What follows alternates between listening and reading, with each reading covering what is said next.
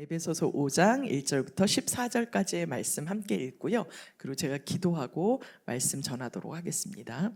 에베소서 5장 1절부터 14절까지의 말씀입니다.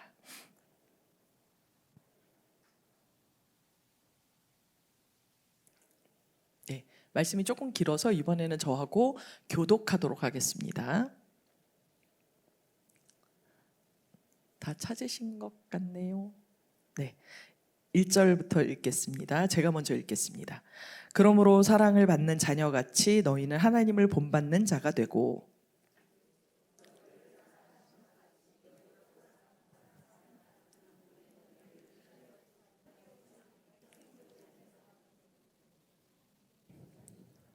음행과 온갖 더러운 것과 탐욕은 너희 중에서 그 이름조차도 부르지 말라. 이는 성도에게 마땅한 바니라.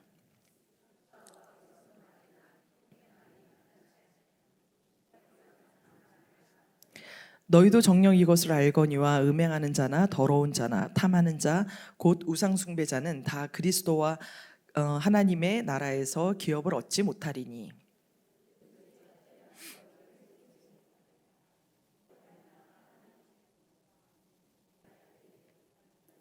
그러므로 그들과 함께하는 자가 되지 말라. 너희가 전에는 어둠이더니 이제는 주 안에서 빛이라. 빛의 자녀들처럼 행하라.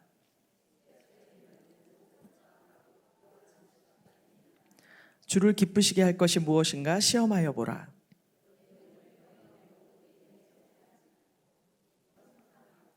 그들이 은밀히 행하는 것들은 말하기도 부끄러운 것들이라.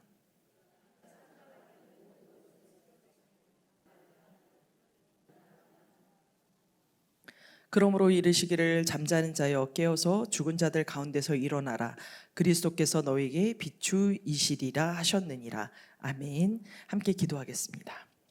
하나님, 저희가 말씀 앞에 섭니다. 하나님, 그 말씀 오늘 저희에게 주시는 말씀인 줄 압니다. 그 말씀 가운데서 저희가 실천할 것들이 있으면 실천하게 하시고 경계할 것들이 있으면 경계하게 하시고 주님의 사랑을 느낄 것이 있다면 하나님 그 말씀 속에서 하나님의 사랑을 깊이 느끼는 귀한 말씀 되게 하여 주시기를 원합니다. 하나님, 저희에게 먼저 말씀 주셔서 이 말씀 깨닫게 하셨사오니 저도 그 말씀 깨달은 대로 실천할 뿐만 아니라 오늘 그 말씀들 함께 잘 나누어서 우리 성도님들도 은혜 받으시고 하나님 아버지 앞에 그 말씀대로 따라 사는 그런 귀한 성도님들 되실 수 있도록 하나님 역사하여 주시기를 원합니다. 주의 종은 연약합니다. 하나님의 말씀이 저보다 앞서 행하여 주시기를 원하옵고 우리 성도님들의 마음 한 곳 한 번 한 분의 마음마다 하나님 찾아가 주실 줄 믿사오며 우리를 사랑하시는 우리 구주 예수 그리스도의 이름으로 기도드립니다. 아멘. 오늘 말씀은 에베소의 말씀입니다. 에베소는 PPT 띄워주세요. 예, 여기 뒤에 보시는 게 지금 지도입니다. 지도인데요. 어떤 지도냐면 바울이 1, 2, 3차 전도 여행을 하셨던 그 경로입니다. 거기에 이렇게 제일 동그랗게 되어 있는 데 있죠. 제가 이렇게 좀 보겠습니다. 이렇게 보이나요? 안 보이네요. 이쪽에 이렇게 구브로라고 되어 있는 조그맣게 되어 있는 곳이죠. 거기가 제1차 전도 여행입니다. 그러니까 이스라엘에서 출발해서 수리아로 가서 거기에서부터 이렇게 이 아시아 지방 부분을 처음에 전도를 하셨습니다. 그리고 난 다음에 다시 돌아오셨다가 그 교회들을 다시 둘러보려고 가셨던 게 제2차 전도 여행이에요. 그래서 제2차 전도 여행은 여기 초록색으로 된 부분입니다. 그래서 저 수리아로 해서 저 위쪽으로 해서 마게도니아까지 가고 아가야, 그리스로 해서 이 밑으로 내려오게 되는 것이 제2차 전도 여행입니다. 요 제2차 전도 여행 때 요 부분이 아시아 부분이잖아요. 요 부분이 아시아 부분인데 그 아시아 부분에 있었던 교회가 바로 에베소 교회입니다. 그래서 2차 전도 여행 때 그 에베소의 교회를 세우셨고 3차 여행 때 다시 한번 그곳들을 전체적으로 방문하게 됩니다. 그래서 그 보라색으로 되어 있는 것이 3차 전도 여행인데요. 거기서 보시면 저기서 해서 그리스 이렇게 끝나는 부분이 보이시잖아요. 거기가 고린도 교회입니다. 그래서 고린도 교회에 계시다가 다시 거꾸로 돌아와서 저기 이렇게 갈라져 있는 그 부분이 바로 에베소 교회가 있는 곳인데요. 그 에베소 교회에서 2년 3개월 동안 말씀을 전하시면서 그 교회를 세우는 역할들을 우리 사도 바울께서 하셨습니다. 그리고 나중에 빨간 선으로 되어 있는 저 로마까지 가시게 되는 것이 4차 전도 여행의 그 일정들입니다. 그래서 아까 지금 방금 제가 말씀드렸다시피 이게 안 넘어가나요?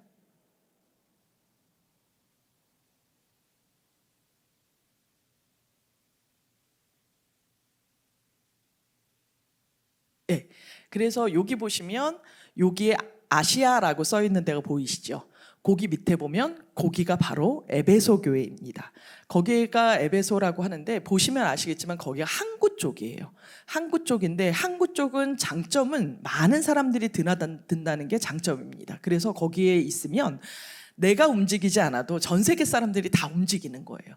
그러니까 당연히 거기에서 말씀을 전하시면 그 사람들이 그 말씀을 듣고 그 씨앗을, 복음의 씨앗을 가지고 곳곳으로 퍼져나가는 겁니다. 그래서 지난번에 말씀드린 대로 로마에도 직접 사도 바울이 가지 않았는데도 이미 교회가 세워지는 것이지요.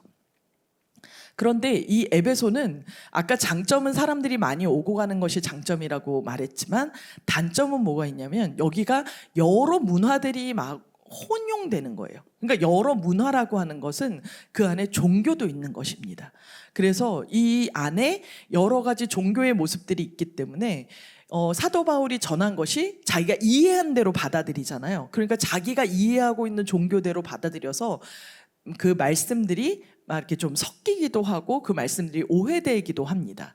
그래서 그것들에 대해서 다시 한번 이야기해 주시려고 주신 말씀이 오늘 바로 에베소의 말씀입니다. 그래서 에베소의 말씀을 보면요.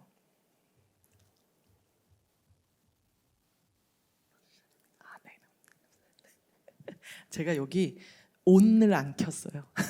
제가 이렇습니다. 그래서 에베소의 말씀을 한번 보시면요. 에베소의 전반부, 그러니까 모든 바울 사도가 쓰신 서신서는 전반부가 있고 후반부가 있는데 전반부에는 하나님께서 우리를 사랑하셔서 어떤 일들을 하셨는가에 대한 하나님에 대한 이야기를 보통 하고 있습니다.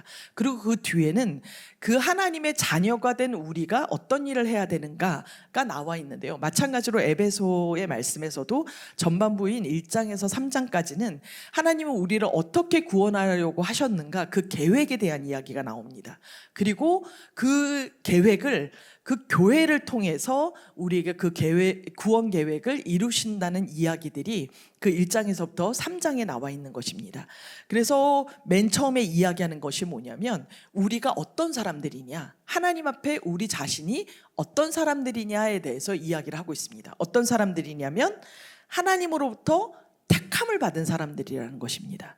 두 번째는 하나님의 그래서 자녀가 됐다는 것입니다. 그리고 장차 하늘에 속한 모든 신령한 복을 받을 존귀한 자입니다. 그것을 먼저 이야기를 하는 거예요. 한번 자기를 향해서, 본인을 향해서 한번 해보세요. 나는 하나님께서 택하신 사람이다. 나는 하나님의 자녀다. 나는 장차 하늘에 속한 모든 신령한 복을 받을 존귀한 자다. 멋있다. 한번 쓰다듬어 보세요. 자기가 쓰다듬어 보세요. 이게 하나님의 쓰다듬으심입니다. 그러면 여기서 현재 모습만 그러냐? 그렇지 않고 미래도 그렇다는 거예요. 어떤 미래도 그러냐? 세상 마지막 날에는 어떻게 되느냐? 다시 살림을 받는다는 거예요. 영만 살림을 받는 것이 아니라 육체도 살림을 받으실 분들이에요.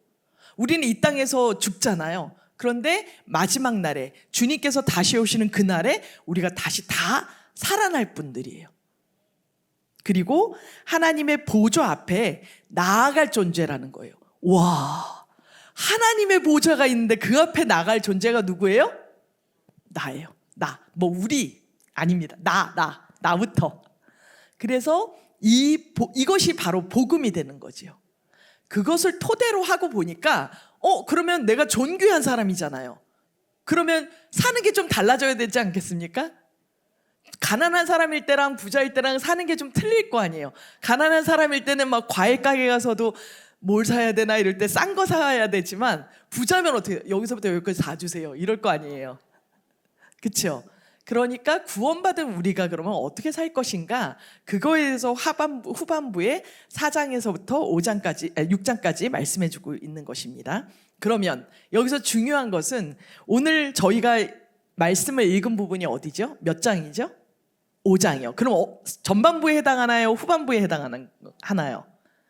후반부에 해당합니다. 그러니까 그 후반부에 내가 어떻게 살아갈 것인가, 그거는 더 자세히 말씀드리도록 하고, 그럼 나는 어떤 존재인가를 다시 한번 여기에 아까 나왔던 그 말씀들을 한번 직접 한번 읽어보도록 하겠습니다. 시작.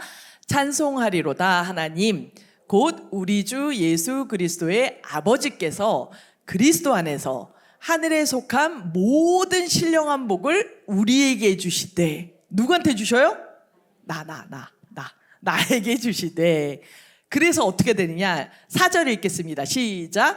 곧 창세 전에 그리스도 안에서 우리를 택하사 우리로 사랑 안에서 그 앞에 거룩하고 흠이 없게 하시려고. 언제 택하셨대요? 창세 전에, 저 태어나기도 전에, 온 지구가 만들어지기도 전에, 역사가 되게 오래된 거예요. 그러니까 오래 기다리신 거예요, 하나님께서. 우와, 그쵸? 멋지죠? 그런 우리라는 거예요. 어디 가서서 자랑하세요. 내가 누군지 알아? 내가 창세전부터 택함 받은 사람이야. 왜 이래? 이렇게 당당하게 자신감을 갖고 사세요. 5절 보겠습니다. 시작. 그 기쁘신 뜻대로 우리를 예정하사 예수 그리스도로 말미암아 자기의 아들들이 되게 하셨으니. 여기 딸들도 포함되는 겁니다. 그런데 하나님께서 우리를 택하실 때 어떻게 하시면, 쟤 불쌍한데, 쟤 안 됐는데, 쟤 저렇게 살면 어떻게 해? 그게 아니라 기쁘신 그 가운데서, 하나님께서 기쁘신 그 뜻 가운데서 우리를 예정하셔서 예수 그리스도 때문에 우리를 아들로 삼아 주셨대요. 요거는 본문에서 다시 한번 제가 다루도록 하겠습니다. 그러면 2장에서는 또 뭐라고 말씀하시는지 한번 보겠습니다. 시작. 허물로 죽은 우리를 그리스도와 함께 살리셨고 너희는 은혜로 구원을 받은 것이라.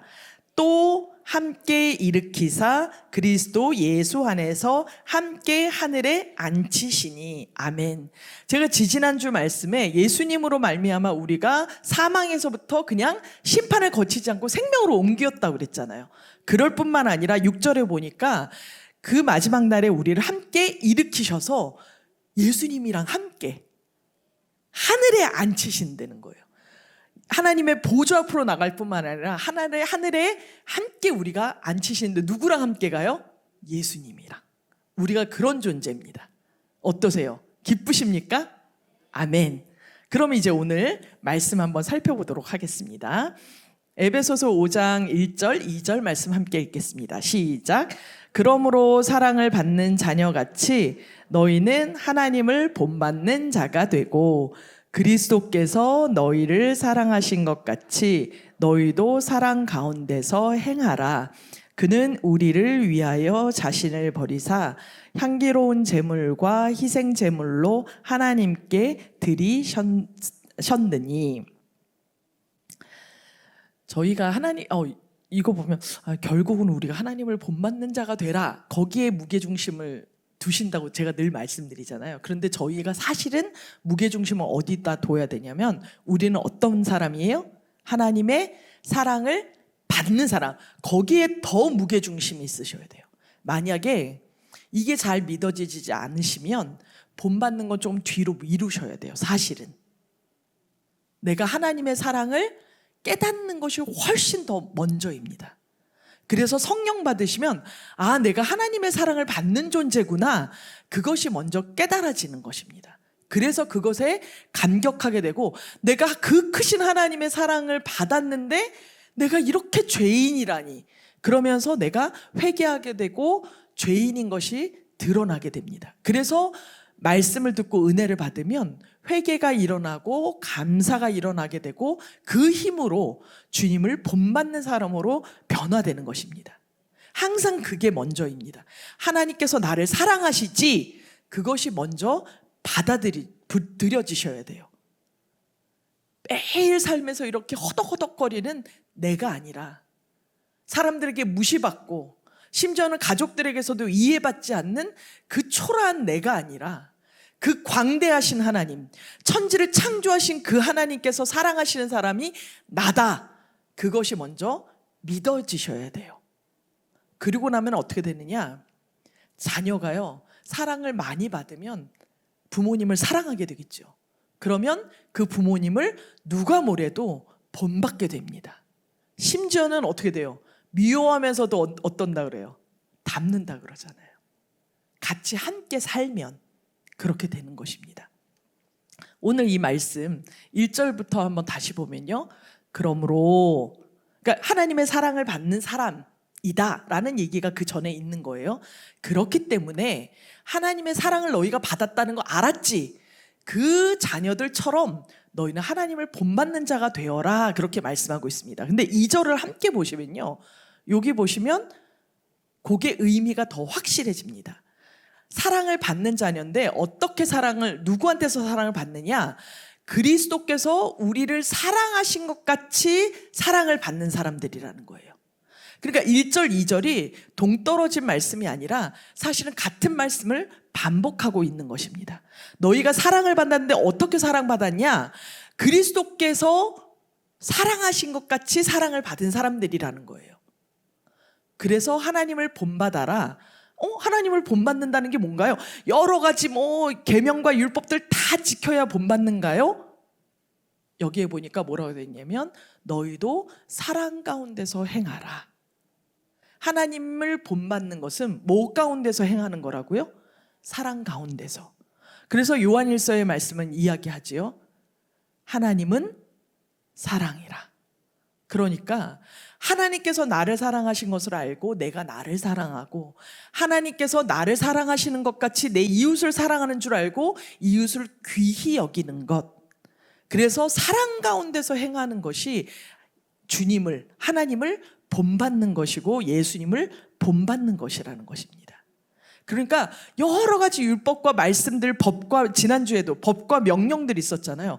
다 기억하실 필요가 없습니다. 딱 뭐만 기억하시면 돼요. 사랑. 내가 하는 이 행동에 사랑이 있는가? 그리고 내가 하는 이 행동을 우리의 자녀들이 볼 때 하나님의 사랑을 느낄 수 있겠는가? 나를 통해서 하나님의 사랑을 느낄 수 있겠는가? 교회 가자 그런데 안 간대요. 한숨 푹 쉬고 째려보고, 너 그렇게 해서 잔소리 그 가운데 하나님 사랑을 느낄까요? 하나님의 사랑은 탕자에게 재산을 죽기도 전에 미리 물려주시는 사랑입니다. 그 돈을 가지고 와서 어디가 썼을 건지 계획서 갖고 오라는 사랑이 아니에요. 그리고 하나님께서 하시는 일은 대문 밖에 서서 이 아들이 돌만큼 다 돌고, 그리고 결국은 그 아버지의 사랑이 그리워서 올 그때를 기다리는 것입니다. 자녀들이나 믿지 않는 가족들이 빨리 하나님 만나셨으면 좋겠지요. 오히려 우리가 화내고 분내고 성내는 것 때문에 더 더디할 수 있습니다. 온유함으로 대하시고 부드러움으로 대하시기 바랍니다. 도대체 언제까지요? 하나님께서 나를 용납하시고 참으시는 것 같이만 하세요. 그럼 꽤 오래 기다리셔야 될 것 같네요. 그러면 그리스도께서 우리를 사랑하시는 것이 어떤 모습이냐? 2절에 계속해서 나옵니다. 함께 읽겠습니다. 시작. 그는 우리를 위하여 자신을 버리사 향기로운 제물과 희생 제물로 하나님께 드리셨느니라. 결국은 돌아오지 않아서 여전히 죄인인 우리를 위해서 십자가에 죽으시는 것이 바로 예수님의 사랑입니다. 그 사랑을 받으신 거예요. 그러니 여러분들도 사랑 안에서 행하시기 바랍니다. 맨날 이렇게 하고 설교 끝난다고 얘기하죠. 그러나 그러면 그 사랑 가운데 행하는 것이 어떤 것인지 구체적으로 한번 살펴보도록 하겠습니다. 시작. 음행과 온갖 더러운 것과 탐욕은 너희 중에서 그 이름조차도 부르지 말라. 이는 성도에게 마땅한 바니라. 누추함과 어리석은 말이나 희롱의 말이 마땅치 아니하니 오히려 감사하는 말을 하라. 실천편입니다. 그러면 사랑 가운데 행하는데 어떻게 행해야 되는가? 내 이웃이 그리고 나 자신이 하나님의 사랑을 받는 사람들이기 때문에 이렇게 행해야 된다는 것입니다. 거기서 요 3절 말씀을 쉬운 성경으로 한번 볼게요. 시작. 성적인 죄를 짓지 않도록 조심하십시오. 어떤 종류의 악이나 탐욕도 틈타지 못하게 하십시오. 이런 것들은 하나님의 거룩한 백성에게 적합하지 못한 것들입니다. 고린도 후서 6장 18절 말씀을 보니까요. 음행을 피하라. 사람이 범하는 죄마다 몸 밖에 있는데 음행하는 자는 자기 몸의 죄를 범하는 거래요. 그러니까 음행하는 것이 내 쾌락을 위한 것 같은데 사실은 내 몸에 죄를 범하는 거니까 내 몸을 해하는 일이라는 것입니다. 그러니까 하나님께서 귀히 여긴 사람, 예수님께서 십자가에 못 박혀 죽기까지 귀하게 만든 우리가 우리의 몸을 해하면 하나님이 얼마나 마음이 아프시겠어요. 하나님께서 나를 사랑하시는 그 사랑, 그 가운데서 우리가 음행을 피해야 하는 것입니다. 그리고 방금 말했던 대로 어떤 탐욕도 우리를 거룩한 백성에게 적합하지 않기 때문에 하지 말아야 된다는 것입니다. 단순하게 그것을 하지 않는 것이 아니라 하나님이 나를 사랑하시는 그 사랑과 그 프라이드 가운데, 그 자존심 가운데서는 하지 말아야 될 일이라는 것입니다. 갈라디아서 5장 19절에도 육체의 일은 분명하니 곧 음행과 더러운 것과 호색이라고 이야기하고 있습니다. 4절 말씀 한번 보겠습니다.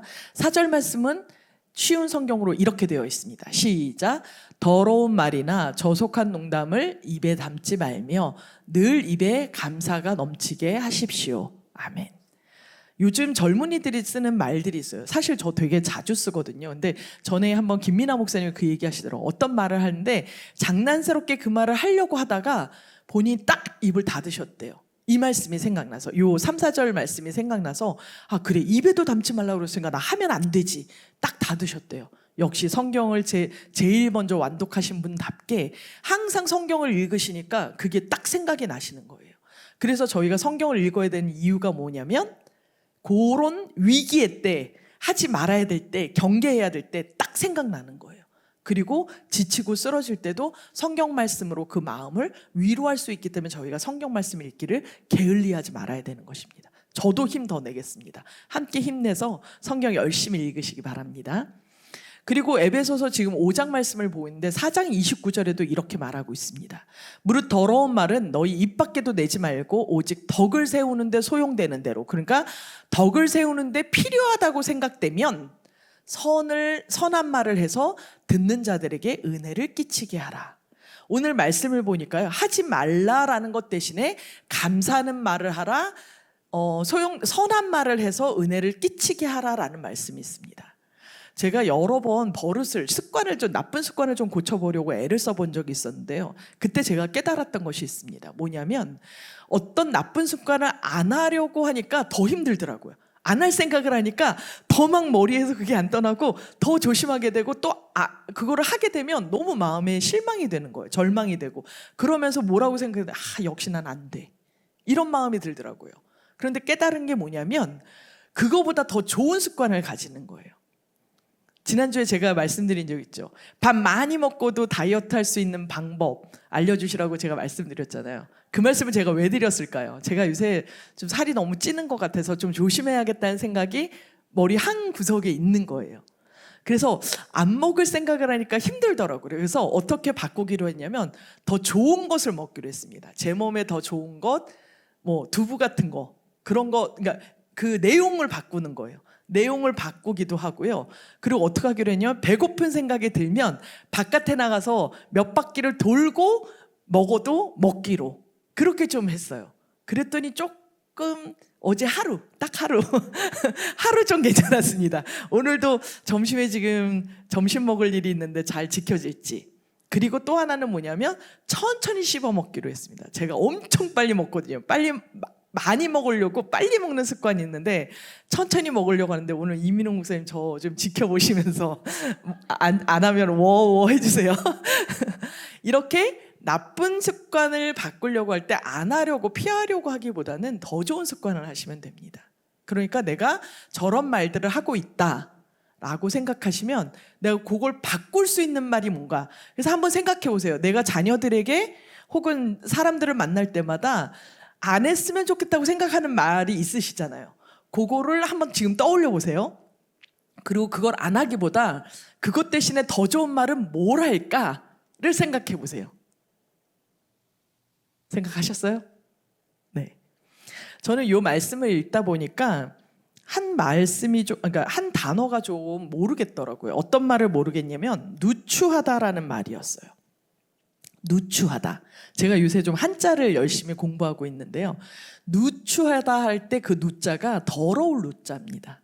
근데 그 더러울 누자에 보시면 니은처럼 이렇게 돼 있잖아요. 남역남에다가 니은자로 돼 있는데 그게 숨길 은이라고 합니다.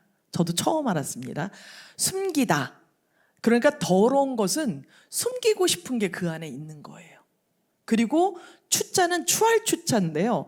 그 옆에 이렇게 술주자처럼 이렇게 되어 있는 거 있잖아요. 술주자는 거기에 이렇게 삼수변, 그러니까 물수자가 옆에 들어가는 게 술주자인데 저건 요새는 닭유자로 씁니다. 그러니까 자축인묘 진사오미 할 때 닭을 의미하는 그 유자예요. 근데 원래는 저 글자가 술병을 그대로 본따서 만든 글자래요.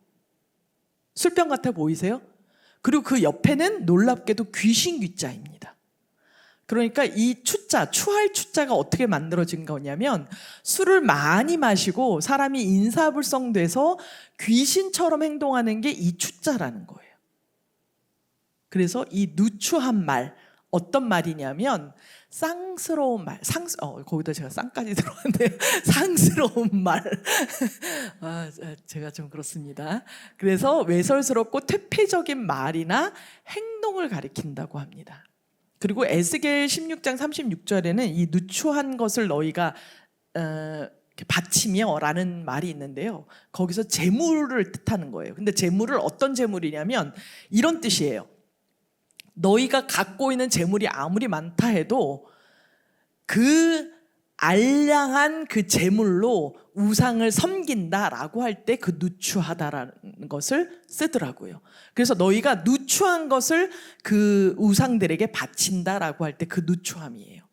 그러니까 더럽고 우상에게 바칠 만한 그런 재물이나 그런 말이나 행동을 누추하다라고 하더라고요. 그래서 아까 방금 말씀을 다시 보면 우리 안에서 누추한 말, 그리고 어리석은 말, 농담하듯이 희롱하는 말, 남을 이렇게 놀리는 말 같은 것은 우리한테 어떻다고요? 마땅하지 않아요. 지금 떠올리시는 말들 생각하셔야 돼요. 이 말 하지 말라고 하시는 거구나. 바로 그 말입니다. 지금 떠오르신 말. 그래서 오히려 감사하는 말을 하시기를 바랍니다. 왜요? 우리는 존귀한 자니까. 따라해 보실까요? 나는 존귀한 자다. 감사한 말을 하자. 옆에 분 보시면서 존귀한 분이십니다. 제가 함부로 대하지 않고 귀하게 섬기겠습니다. 감사하겠습니다. 네. 그리고 이제 잠깐만요. 5절 말씀 함께 읽겠습니다. 시작. 너희도 정녕 이것을 알거니와 음행하는 자나 더러운 자나 탐하는 자 곧 우상 숭배자는 다 그리스도와 하나님의 나라에서 기업을 얻지 못하리니. 여기 보니까 음행하는 자, 더러운 자, 탐하는 자 그랬는데 3절에서도 아까 저희가 봤었죠. 음행, 더러운 것, 탐욕. 그것은 이름조차도 하지 말라고 하시고 성도에게 마땅한 바가 아니라고 말씀하셨는데 5절 말씀에 보니까 그런 사람을 뭐라고 얘기해요? 우상숭배자. 이게 무슨 말일까요? 음행하는 자, 더러운 자, 탐하는 자는 탐하는 자지 왜 그게 우상 숭배가 되는 걸까요? 제가 지난주에 드렸던 말씀 기억하세요? 하나님께서 우상 숭배하지 말아라 하는 뜻에는 하나님께서 왜 나만 안 섬겨? 그 얘기가 아니라고 말씀드렸습니다. 우상 숭배에 이것들이 들어가 있는 거예요. 그래서 출애굽기하고 레위기하고 신명기를 보시면 거기에 계속해서 반복되는 말씀이 있습니다. 뭐냐면 너희가 가나안 땅에 들어가거든 그 가나안 사람들이 섬기는 우상을 섬기지 말아라. 그런데 그 섬기지 말라고 하시면서 반드시 들어가는 말이 뭐냐면 음란하게 섬기지 말라라는 말이 추가가 됩니다. 그게 뭐냐면 그 사람들의 제사 방식이 그런 난교하는 것이 그 사람들의 제사 방식이었거든요. 그러니까 예배가 그 형식이었다는 거예요. 그런 데서 나오는 그 음행이라는 것입니다. 그런 데서 나오는 더러움이라는 것입니다. 그리고 그 우상숭배 지난주에도 제가 말씀드렸다시피 우상숭배 할 때 우상숭배하고 하나님하고 다른 게 뭐냐면 우상숭배는 그 신을 섬길 때 내 욕심을 가지고 섬기는 겁니다. 내 욕심과 이것들을 이루어 주십시오라고 하고 모든 재물과 심지어는 자기의 아이까지도 바쳐서 그것을 이루려고 하는 그 욕망이 그 가운데 있다는 거예요. 근데 하나님 앞에는 그게 됩니까? 안 됩니까? 안 돼요. 하나님 앞에서는 너희가 기도를 할 때 뭐를 없애야 된다고 얘기하세요? 욕심을 없애야 된다고 이야기하시는 거예요. 너희가 정욕했을까 하여서 그 기도를 듣지 않으신다라는 말씀도 기억하시지요. 그래서 하나님 앞에서는 우리의 욕심으로 구하는 것이 아니라 하나님의 뜻에 따라서 구해야 되는 것입니다. 그렇기 때문에 방금 얘기했던 음행, 더러운 것, 그 다음에 탐심이 다 그게 우상숭배랑 연결이 되어 있는 거예요. 그러니까 나는 우상 안 섬기는데요? 탐심 갖고 계신가요? 우상숭배 하시는 겁니다. 음행하시나요? 우상숭배 하시는 겁니다. 더러운 일들을 하시나요? 우상숭배 하시는 겁니다. 즉 나만 생각하면 우상숭배 하시는 거예요. 나만 존귀한 자냐? 아까 우리 서로에게 이야기하셨잖아요. 상대방이 존귀하지 않으면 그건 우상숭배입니다. 그래서 고린도전서 6장 9절 말씀에는 이렇게 되어 있습니다. 불의한 자가 하나님의 나라를 유업으로 받지 못할 줄을 알지 못하느냐? 다 알죠? 그렇게 말씀하시는 겁니다. 그러면서 미혹받지 말아라. 거기에 흔들리지 말아라. 동공지진하지 말아라. 뭐라고 얘기하시면 음행하는 자나 우상하는 자나 우상숭배하는 자나 간음하는 자니 탐색하는 자나 남색하는 자나. 그러면서 골로새서 3장 6절 말씀에 그러므로 땅에 있는 지체를 죽여라. 아까 육체의 일이라고 얘기했잖아요.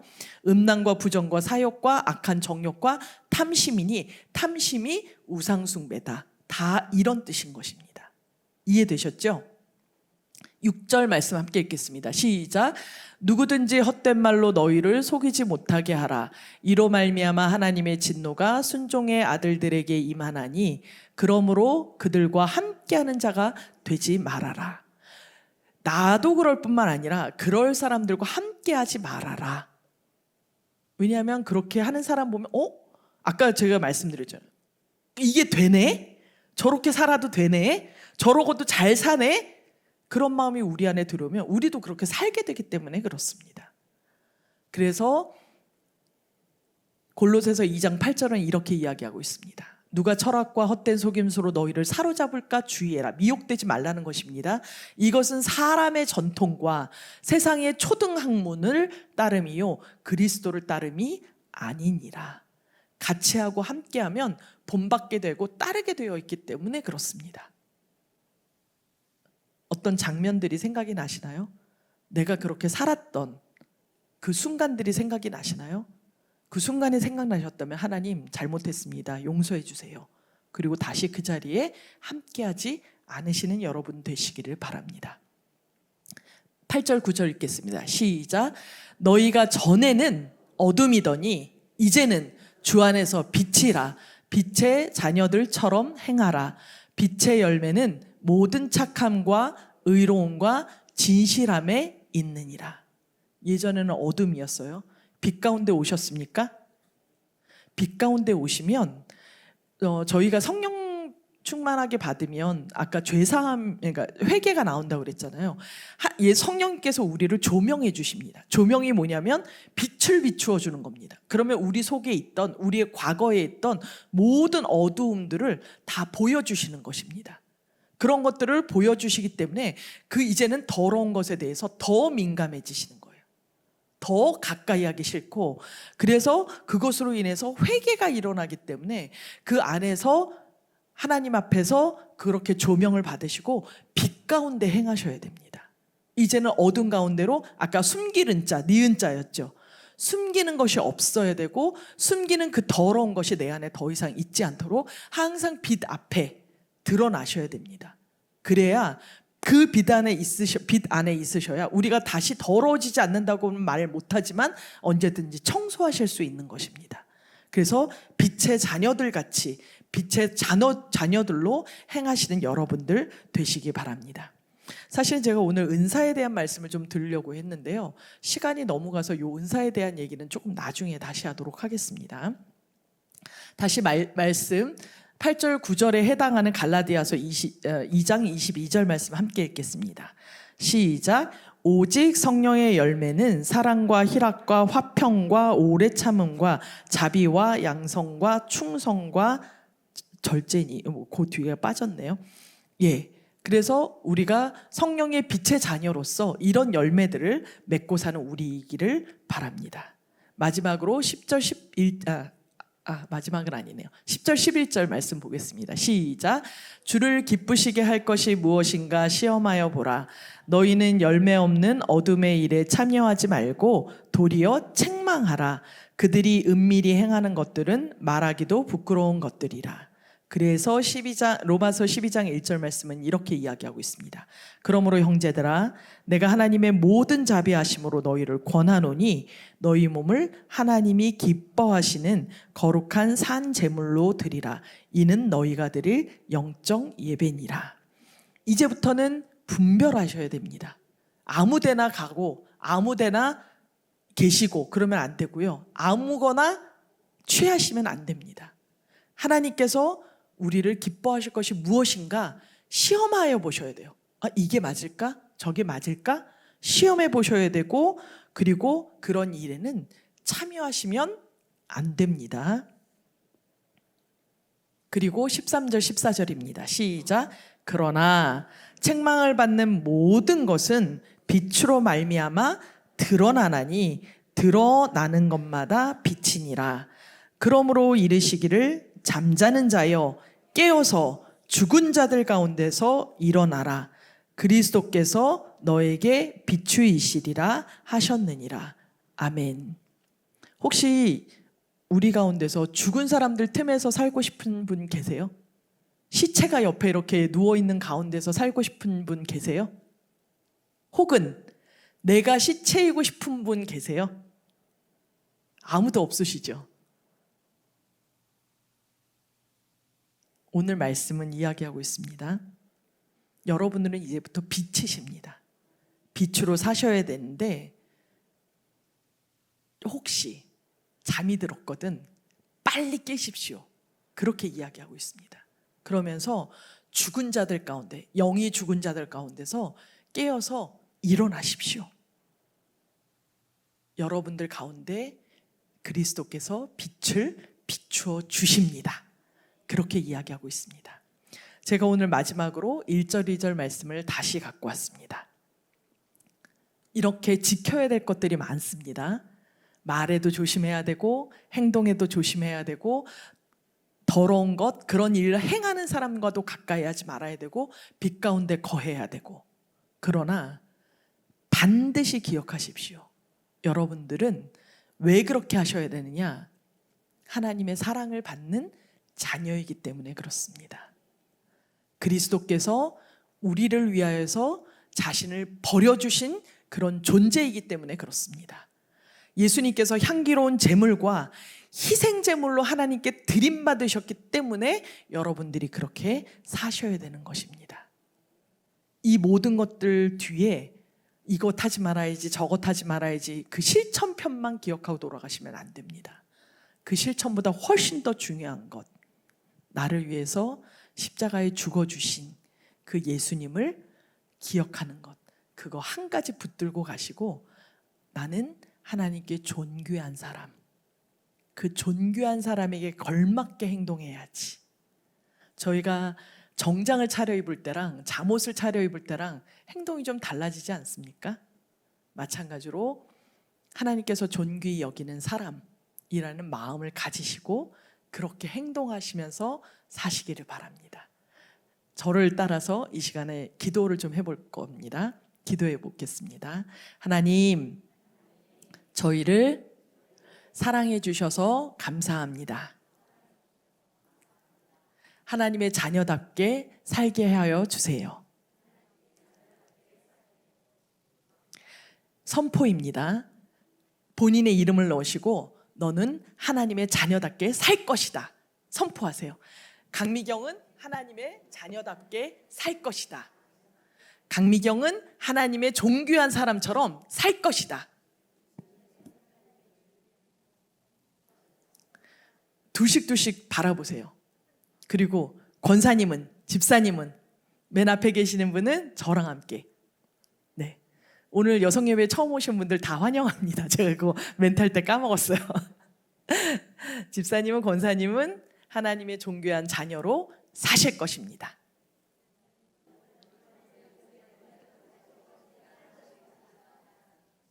아멘. 이 시간 감사기도 하도록 하겠습니다. 하나님, 저희를 위해서 예수 그리스도를 통해서 저희를 위해서 죽어주심을 너무나도 감사드립니다. 그 예수님의 자녀답게, 예수님께서 나를 위해서 죽어주신 그 사랑을 받는 사람답게, 하나님의 자녀답게 내가 이 땅 가운데서 하나님의 선하심을 따라서 살 수 있는 저희가 될 수 있도록 인도해 주십시오. 오늘 말씀 떠올리면서 기도하도록 하겠습니다.